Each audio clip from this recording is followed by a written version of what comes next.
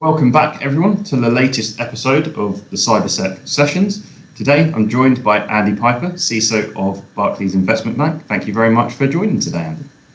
Thank you for inviting me on. Looking forward to it. Pleasure. So, to start off, could you give a bit of an intro to your career so people know why you're speaking about what you'll be speaking about today? Sure, yeah. So I started my career out of university as a consultant for one of the big four. My focus there was on sort of general computer controls, risk, governance, that sort of thing.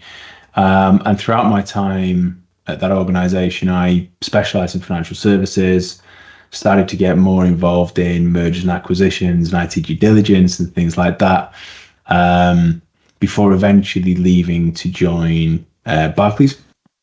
Whilst at Barclays, again, I've held quite a lot of roles that have been focused on governance, risk and control, regulatory response. Again, obviously, always in financial services, and usually with a focus on security, data privacy, data management. And then towards the latter part of my career, I've really specialized in cybersecurity. And over the last few years have moved through different roles in the Chief Security Office into my current role, which, as you say, is the Chief Information Security Officer for the Investment Banking and Markets Division. Perfect. So one of the things you wanted to speak a bit about today is about the board, because I know for a lot of CISOs how to handle those communications, understanding their mentality and those kind of things can be quite tricky, especially if they come from a purely technical background. So to start off with, could you give a bit of an overview, in your opinion, what does the board care about, but equally sometimes as importantly, what does it not care about? Yeah. So I think you're right. I think increasingly the role of a CISO is to engage those board members to get the things done that we need to be done, to make sure that the business is focusing on the right security aspects. And typically, and particularly in my world, the people on that board are not necessarily deep techies. You know, mine will be financiers, there'll be people who've worked in investment banking, and getting them to understand and feel driven on some of these topics can be quite difficult. So I think looking at how to do that, you got to understand what does motivate them and what doesn't. And I'm going to say something reasonably contentious here, and I'm going to say that boards don't care about security, at least not for the sake of security, right? They care about, broadly speaking, two things. They care about what's their competitive edge and what risk are they running in their business. Mm-hmm. So competitive edge security may be a competitive edge for some of us, but for the vast majority of us, it probably isn't, right? Certainly in investment banking, I don't think people are going to come to work with one bank over another one because they're more secure. Security is like an assumed capability. So they're going to go with the bank that has the best rates, the best customer service, whatever. It's not going to be that bank is more secure than that bank because they better all be secure, right? So the question then is, what is a competitive edge for your organization? What do the board care about? And then work out how security impacts that competitive edge. So in my world, it's like, can I trade? Am I in the market? If I'm not in the market, that's a problem because I'm losing money. So I have to focus all of my conversations around this will impact your ability to trade. And kind of the same for risk, right? You've got a few different types of risk, but ultimately they'll boil down to, the standard definition is something bad could happen. What are the chances of that bad thing happening? And what do we do to make sure that bad thing doesn't happen? And security obviously fits very neatly into that construct, because you can say, if we don't do this, this bad thing happens, and that's the impact on your business. And a lot of the time that comes down to, what's it going to cost? So making sure that you explain it in those terms, I think, is how you get that engagement from the board. Perfect. Great advice. And then, so when you're, with that in mind, when you're trying to present to the board and you've actually got the time from them, happy to listen to a presentation, how would you sort of structure that to get those points across? I think the first thing is know your audience, right? So are they the type that like lots of data, or do they want infographics? Find a way of communicating that is going to resonate with them. So that's the first thing and that can be board as a whole. It can be individuals within the board. It can be different people have different learning types, personality types. So catering for those different people on the board is one thing. As we just talked about, find out what motivates them. So if it is competitive edge, if it is risk, make sure that you understand what that motivating factor is and then adapt your style to suit. So it depends what you're seeking to achieve. You're either going to be like trying to inform them of something or generally persuade them of something. So you're telling them something that's going to be a problem or you're persuading them to spend some money is your typical board interactions, right? So again, adapt your style depending on what you're going to do. You'll find there are corporate norms that differs, business to business, organization to organization. There'll be styles, types, ways of working. You're going to have to fit within those. And then one thing that I think I've noticed quite a lot, not necessarily in my current role, but in other organizations that I saw when I was a consultant, is there's a difference between a report and a presentation. Reports generally data heavy, presentations are generally not data heavy, but vocal heavy. So you're going to do a lot of the talking.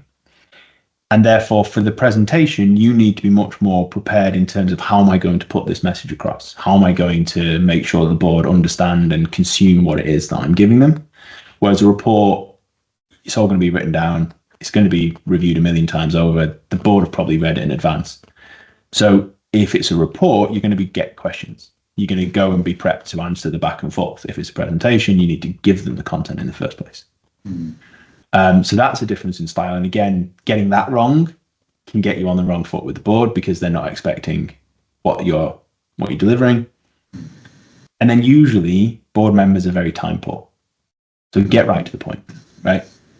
I find a lot of times people like to sort of put their background into it or cite their sources or give the rationale. The board have employed you to do this. They trust you, you're a good person. You don't need to sort of grandstand that way. You just need to go in and go, look, this is what we need to do. This is why we need it. Give them the information without going into this Nielsen study says this, or, here's all the background.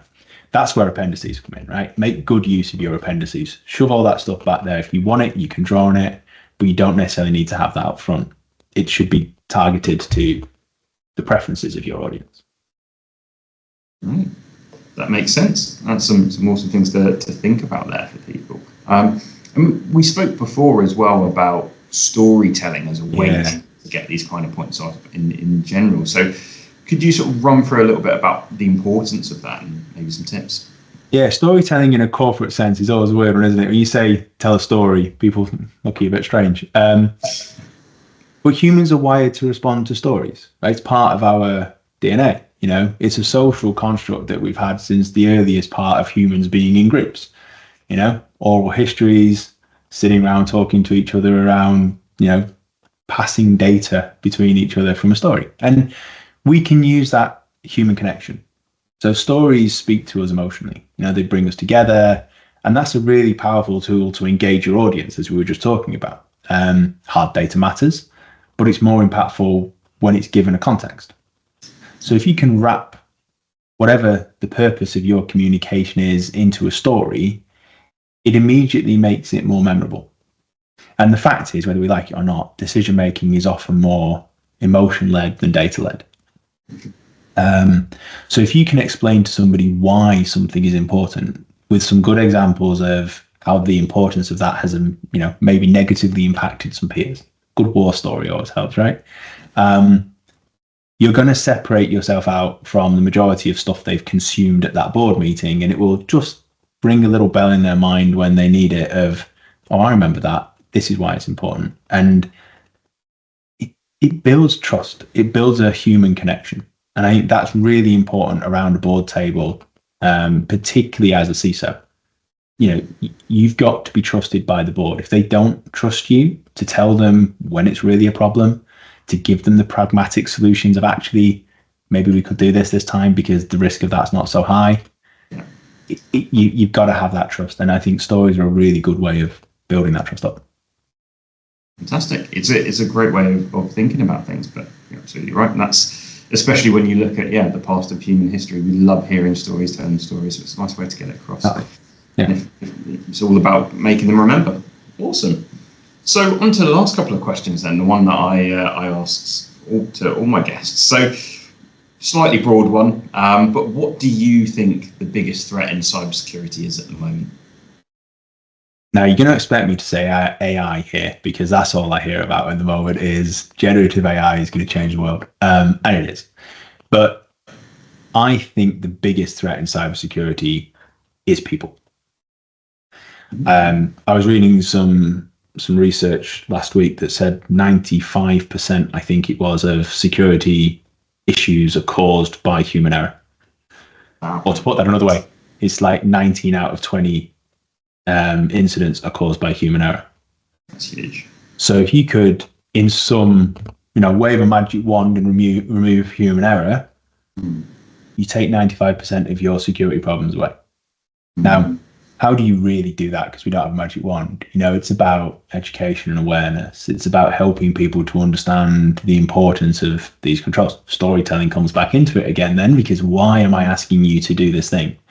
It may be putting a tiny bit of extra friction into your day. It's probably slowing you down from doing something that you want to do. But why am I asking you to do that? Why is that control important? And if you can get your workforce educated, you can get them buying into these things. Even just the basics of, is this email legitimate? Should I click this? Am I about to get phished? That's a massive improvement. So I think, biggest threat is probably people. And the biggest opportunity is probably people. That's a nice way of looking at it. Yeah. A lot of the time we hear about threats of, this is just a fact, this is what they are, you can prepare in a couple of ways, but you're right, when you look at it from the people aspect, there's a huge amount we can change there as well. So. Yeah. I mean, increasingly we're seeing that, the threat actors aren't hacking in, they're logging in. So you can compromise someone's account, saves you a whole amount of time and pain of actually getting inside that organization. So again, helping the end users understand why is it important to maintain good password discipline. How are we going to support you with that by maybe going biometrics and, those sorts of things. Wherever we can take that human element out, we can reduce the risk. Right, and then last question then. So what advice can you give to teams that are looking to attract, but then also retain cyber talent in this market?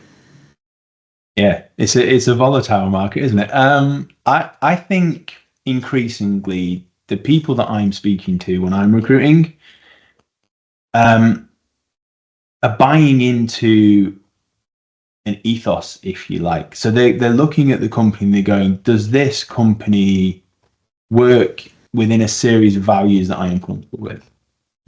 Does it give me the flexibility I need in terms of time working from home, of time working in the office? Will it allow me to grow in a way that I want to grow? So, historically it used to be put big salaries out there, people would go for it. Now it's more a question of the market is a buyer's market, right? So the talent has a choice of where it goes. So you need to put something compelling together for that talent that differentiates you from other organizations. And it's not going to be about money. It's going to be about opportunities. It's going to be about exciting work. It's going to be about something that gets people out of bed in the morning, looking forward to going to work, as opposed to dreading Monday morning. So I think on both attraction and retention, maybe back to storytelling, you've got to tell that compelling story of why is this organization one that you want to work for? And that can be many different levers depending on the industry or the nature of your organization. And then once you've attracted me, why should I stay working for you?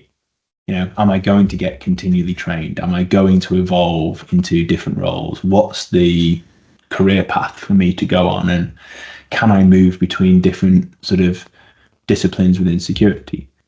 So we have people that were maybe joining threat intelligence, and then they do some work in threat intelligence, move into cyber operations, or maybe they move into incident response. And if you can track those paths around the organization and give people a career rather than a job, that I think again It's about standing out from the crowd, and these are the things that will differentiate you.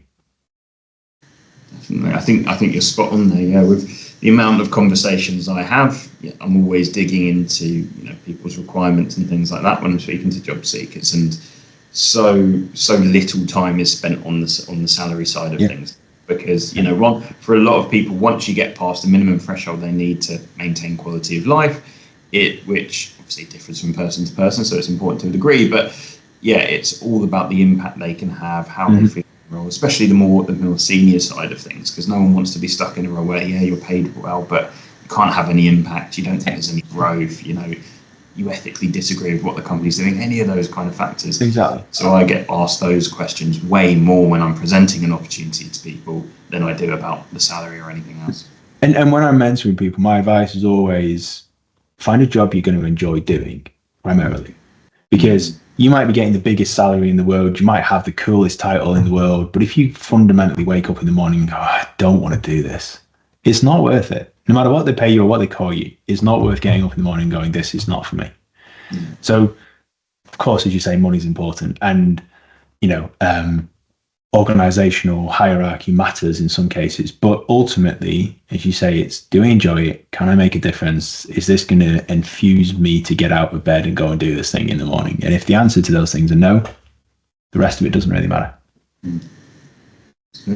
Absolutely. Fantastic. Well, great advice there at the end, and to be honest, the whole way through, I hope for those that have been listening, it's been really helpful, but it's definitely been interesting from my side. So thank you so much again for your time, Andy. Been an absolute pleasure. Thanks for having me on. Brilliant. Speak to you soon.